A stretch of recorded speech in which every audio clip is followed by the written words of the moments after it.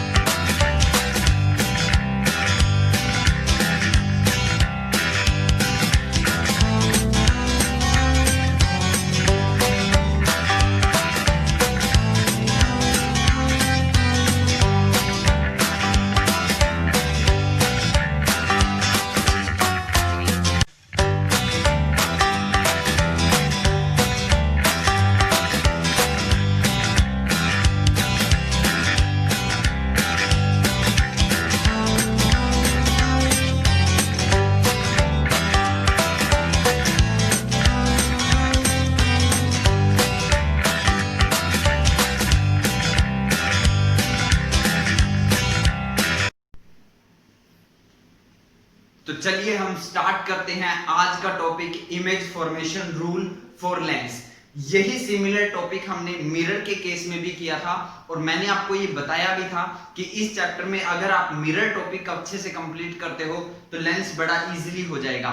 तो लेंस के मिरर के लिए जो इमेज फॉर्मेशन रूल थे वो मैंने इसी चैप्टर के वीडियो नंबर 9 में एक्सप्लेन किए। कौन सी में? वीडियो नंबर 9 में।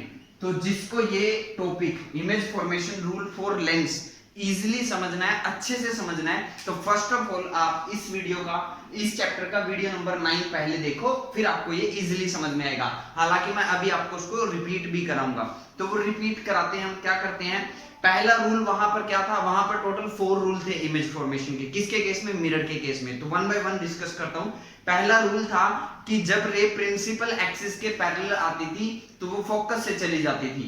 यस, क्या था? जब रे प्रिंसिपल एक्सिस के पैरेलल आती थी तो वो रिफ्लेक्शन होने के बाद फोकस से चली जाती थी, मिरर के फोकस से पास होती थी। ये भी रूल यहां पर भी है कि जब ray of light principal axis के पैरेलल आएगी तो वो रिफ्रैक्शन के बाद फोकस से पास होगी, क्योंकि लेंस के अंदर क्या होता है? रिफ्रैक्शन, और मिरर की वजह से क्या होता है? रिफ्लेक्शन। तो यही यहां पर मेंशन है, a ray of light coming parallel to principal axis passes through focus after refraction from the lens. Lens से रिफ्रैक्शन होने के बाद अगर कोई रे प्रिंसिपल एक्सिस के पैरेलल आती है तो लेंस से रिफ्रैक्शन के बाद वो फोकस से पास होगी। तो वो हम डायग्राम की हेल्प से समझ लेते हैं। फर्स्ट ऑफ ऑल मैं आपको कॉन्वेक्स लेंस के डायग्राम बना के दिखाता हूं। तो देखो, ये मेरा क्या होगा यहां पर? Convex lens. ये इसका क्या होगा? Principal axis. ठीक है। तो जब कोई रे प्रिंसिपल एक्सिस के पैरेलल आएगी, तो देखो रे प्रिंसिपल एक्सिस के पैरेलल आई और मैंने बताया था लेंस के 2 फोकस होते हैं, एक इस साइड एक इस साइड। तो ये एक फोकस हो गया, ये भी एक फोकस हो गया। ये क्या हो गया? 2f। ये क्या हो गया? f। सिमिलरली ये भी क्या हो गया? f, और ये क्या हो गया? 2f।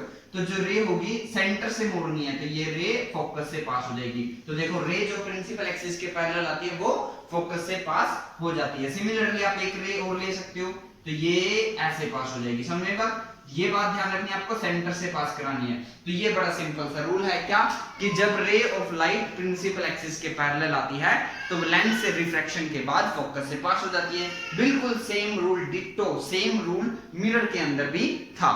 नेक्स्ट अब अगर आते हैं तो याद करो, मिरर के अंदर एक ऐसा पॉइंट होता था जहां से अगर रे पास होती थी तो वो मुड़ती नहीं थी, उसके पाथ में चेंज नहीं होता था, वो अनडेविएटेड पास होती थी। याद करो वो मिरर के अंदर पॉइंट कौन सा था? यस, वो मिरर के अंदर पॉइंट होता था C। जब ray of light centre of curvature से पास होती थी तो वो अनडेविएटेड पास हो जाती थी, अनडेविएटेड वापिस आ जाती थी, उसी पाथ पर वापिस आ जाती थी। समझ में बात? जब वो C से स्ट्राइक करती थी जब कोई रे of light centre of curvature, mirror के सेंटर ऑफ कर्वेचर से स्ट्राइक करती थी तो वो वापस उसी पाथ पर आ जाती थी, मतलब पाथ चेंज नहीं होता था।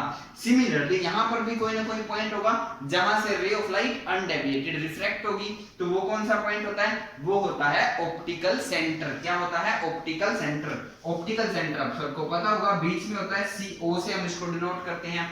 तो इसका डायग्राम मैं यहाँ पर बना रहा हूँ, तो फिर से मैं कॉन्वेक्स लेंस के लिए बनाऊंगा, तो ये मेरे पास हो गया कॉन्वेक्स लेंस, ठीक है। ये हो गया इसका प्रिंसिपल एक्सिस, और ये इसका हो गया हमारा ऑप्टिकल सेंटर O, ये हो गया F, ये हो गया 2F, ये हो गया F, और ये हो गया 2F। बात समझ आई आपको? तो जो रे ऑप्टिकल सेंटर से जाएगी उसके पाथ में कोई चेंज नहीं होगा, वो अनडेविएटेड ऐसे ही पास हो जाएगी, उसके पाथ में कोई चेंज होने वाला नहीं है। तो ये दोनों रूल बिल्कुल वैसे ही हैं जैसे मिरर के अंदर होते हैं। अब थर्ड रूल पे आते हैं, तो थर्ड रूल फर्स्ट रूल का बिल्कुल रिवर्स है। फर्स्ट रूल क्या कहता है कि जब कोई रे प्रिंसिपल एक्सिस के पैरेलल आएगी तो वो रिफ्रैक्शन के बाद फोकस से जाएगी। तो रिवर्स, अगर कोई रे फोकस पर आएगी, लेंस के फोकस से पास होगी, तो वो रिफ्रैक्शन के बाद पैरेलल चली जाएगी। समझे बात? The ray of light coming through focus of the lens, then after refraction from lens it goes parallel to the principal axis. कैसे? वो हम देख लेते हैं। तो देखो ये बनाया हमने लेंस, कौन सा लेंस? Convex lens. ये क्या हो गया इसका? Principal axis. ये क्या हो गया इसका? Optical centre. यहाँ पर एक फोकस, ये सेकंड फोकस, ये 2F, और ये यहां से होगा इसका 2F। बात समझ में आई?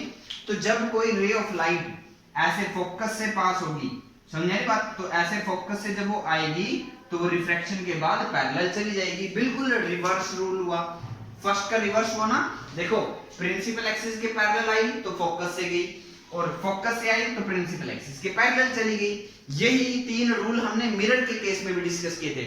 अब मिरर के केस में फोर्थ रूल और था, एक्स्ट्रा रूल था, और वो ये था कि जब कोई रे पोल से स्ट्राइक होती थी तो वो लॉ ऑफ रिफ्लेक्शन को फॉलो करती थी। अब लेंस में पोल नाम का कोई पॉइंट होता ही नहीं है। अगर पोल नाम का कोई पॉइंट है तो फोर्थ रूल नहीं है। तो कहने का मीन टू से मैं ये कहना चाहता हूं, इमेज फॉर्मेशन रूल मिरर के केस में 4 थे, उन 4 में से ही यही 3 यहां पर है और फोर्थ यहां पर नहीं है। तो लेंस के अंदर और अच्छी बात है कि आपके पास 3 ही रूल है, बड़े सिंपल है, इजीली वे में आपको याद करने। मैं आपको बता रहा हूं पेपर पॉइंट ऑफ व्यू से ये इंपॉर्टेंट नहीं है, डायरेक्ट पेपर में नहीं आते हैं। What are the image formation rule? नहीं, 1 मार्क्स में कोई एक रूल आ सकता है।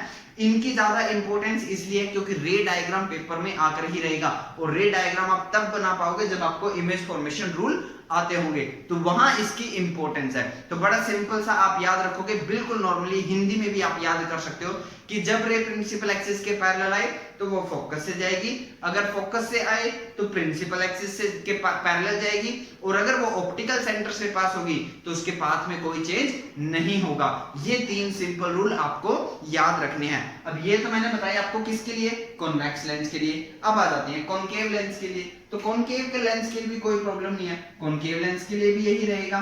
ये बन गया हमारा कॉनकेव लेंस, ये हो गया इसका प्रिंसिपल एक्सिस, ये हो गया इसका optical centre F, 2F, F and 2F। बस समझ आ रही है? ये कौन सा लेंस है?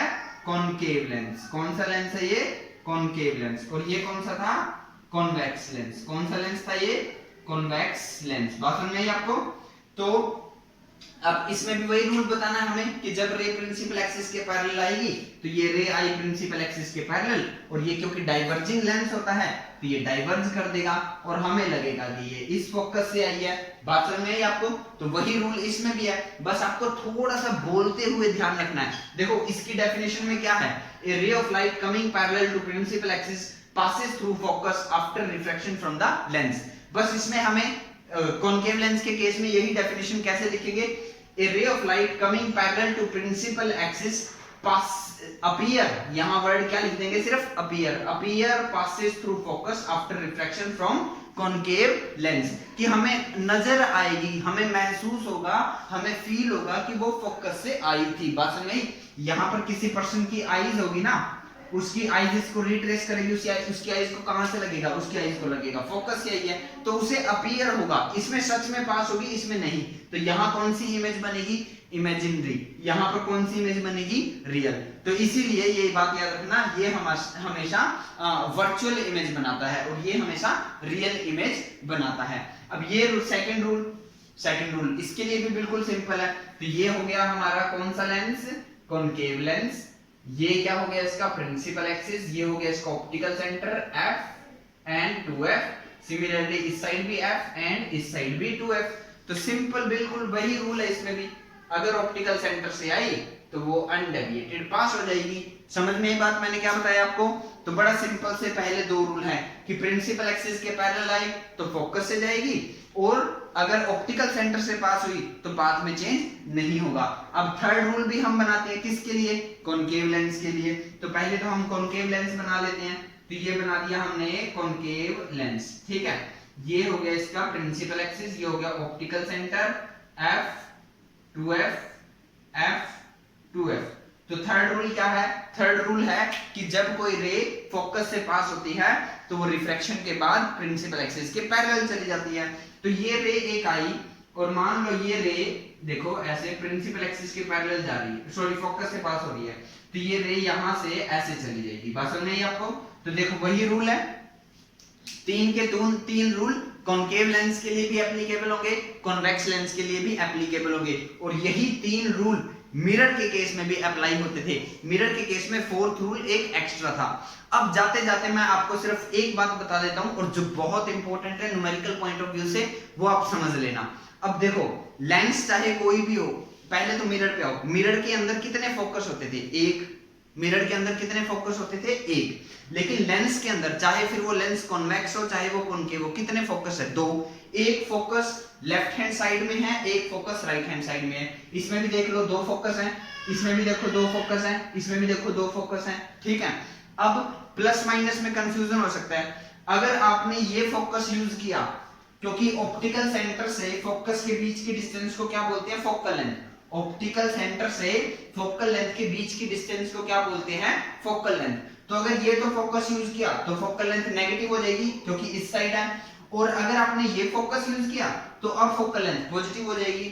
इसमें भी आप देख लो, अगर ये फोकस यूज हुआ तो पॉजिटिव, ये यूज हुआ तो नेगेटिव। मीन टू से आप एक थंब रूल बना लो अभी के लिए, फिलहाल समझने के लिए, कि जब फोकस लेफ्ट हैंड साइड में होगा तो फोकल लेंथ नेगेटिव होगी, और जब फोकस राइट हैंड साइड में होगा तो फोकल लेंथ पॉजिटिव होगी। तो देख रहे हो आप, ये फोकस यूज किया तो फोकल लेंथ नेगेटिव, ये फोकस यूज किया तो फोकल लेंथ पॉजिटिव, या ये यूज किया तो नेगेटिव, ये फोकस यूज किया तो फोकल लेंथ पॉजिटिव। समझ आई बात? तो कौन सा कब लेंगे हम पॉजिटिव, कब लेंगे नेगेटिव, ये क्वेश्चन अराइज होता है ना आपके माइंड में। तो इसका आंसर बड़ा सिंपल सा है, क्या, जोन से फोकस से, जिस फोकस से रे पास हो वही फोकस यूज करना है। देखो इस डायग्राम में कौन से फोकस से लाइट पास हुई, इससे या इससे, इससे, तो हम ये फोकस यूज करेंगे, और इस केस में फोकल लेंथ पॉजिटिव होगी, इस केस में फोकल लेंथ पॉजिटिव होगी। बात समझ आई? इस केस में ये फोकस यूज हुआ कि ये यूज हुआ, ये यूज हुआ, तो इस केस में फोकल लेंथ नेगेटिव होगी। बात समझ आई? बड़ा सिंपल था, जो फोकस यूज हो वही ले लेना। इसमें तो फोकस यूज ही नहीं हुआ, ना ही इसमें यूज हुआ। अब इसमें देखो कौन सा फोकस यूज हुआ, ये वाला, ये वाला, तो इसलिए फोकल लेंथ क्या आ गई, पॉजिटिव। और इसमें कौन सा फोकस यूज हुआ, ये, तो इसलिए फोकल लेंथ क्या आ गई, इसमें फोकल लेंथ पॉजिटिव आ गई। बात समझ आई आपको? क्लियर? कौन सा, ये कॉनकेव लेंस के केस में नेगेटिव, ठीक है। ये तो मीन टू से जो फोकस यूज होगा उसी हिसाब से आपको फोकल लेंथ डिसाइड करनी है। क्लियर? ये चीज मैं आपको दोबारा भी आगे वीडियोस में रिपीट कराऊंगा। तो आज की इस वीडियो में इतना ही। जल्दी से वीडियो को पॉज करो, स्क्रीनशॉट लो, कॉपी में नोट करो। Thank you.